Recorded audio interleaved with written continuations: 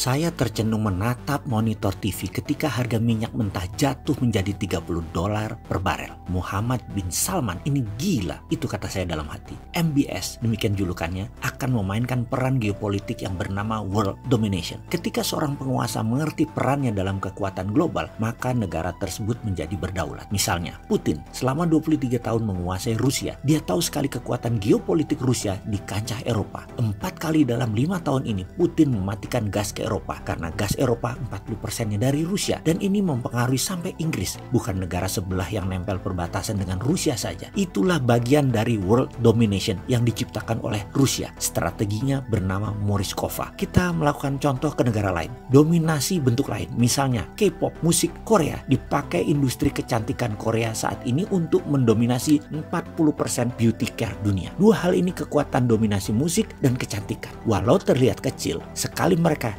shutdown, para wanita di dunia bisa teriak dan pasti mempengaruhi politik sebuah negara. Kita bicara K-pop di lain kesempatan. Kembali ke MBS. Dalam sebuah negosiasi OPEC dipimpin oleh MBS yang mempunyai kekuatan kira-kira 18 juta barel, bernegosiasi dengan negara non-OPEC dipimpin Rusia yang produksinya kira-kira 11 juta barel, ini menjadi diskusi menarik. Turunnya kebutuhan dunia, terutama kebutuhan Cina akan minyak karena industri di Cina kontraksi turun hingga 30% akibat efek corona yang membuat minyak over supply. Juga efek corona yang belum tahu kapan berakhirnya. Ini membuat industri dalam jangka menengah turun. Rusia non-OPEC diajak menurunkan produksi agar minyak dunia harganya stabil di atas. Rusia menolak dan berkata, Saudi aja yang turunin produksinya. MBS ngamuk. Negosiasi 2 hari deadlock. Dibanting harga minyak oleh Saudi turun hingga 30% ke harga $36 per barel. Dunia geger. Dalam 2 hari bursa dunia merah turun. Lalu apa analisa kita? Saya menatap apa yang Amerika lakukan.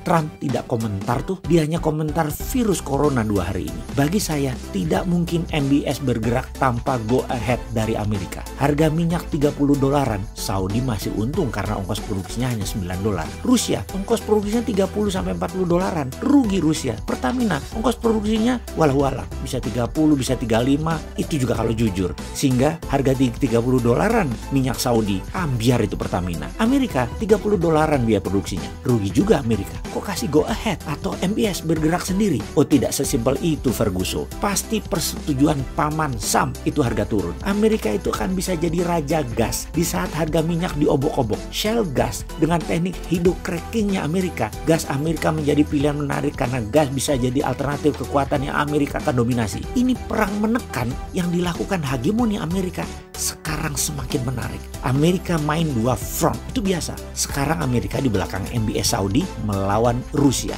Jadi rupanya siapa yang menghalangi hegemoni Amerika akan disikat beneran. Amerika lagi menunjukkan taringnya. Ya begitulah kalau Republikan jadi presiden. War itu mesin uang. Hegemoni Amerika kalau ditantang, dibikin bubrah semua penantangnya. Efeknya, dunia saat ini diambang resesi. Ekonomi Indonesia yang 60% mengandung unsur Cina terkontraksi. Kalau dalam 2 bulan ke depan Cina masih lockdown dan Indonesia masih tidak bisa impor barang dari Cina dan tidak bisa ekspor barang ke Cina, Indonesia bisa belangsak. Indonesia ekspor ke Amerika gimana? Kan sudah dicoret Indonesia sama Amerika nggak jadi mitra dan tidak jadi global supply chain hegemoni lagi. Sudah bukan konco lagi seperti zaman SBY. Sudah tidak jadi negara berkembang lagi. Jadi mahal barang Indonesia di Amerika. Masa lupa Amerika sudah jadi mantan. Kita kan sekarang genit-genit miring ke Cina. Gimana sih? Saya suka bingung sama Indonesia. Jaga jarak sama Amerika tapi masih pakai dolar, masih pakai IMF, masih perlu dolar. Aneh ya. Pro Cina tapi nggak dapat juga bagian dari supply chainnya Cina. Bahkan sama Cina itu diincir-incir kayak main sama lonte. Sama Cina itu dipacarin enggak, dikawin enggak. Sama Amerika dulu mesra, pacaran, sekarang sudah diputus. Jadi ya Indonesia itu you are on your own, sendiri lagi, sepi lagi, jomblo lagi. Kasihan ya.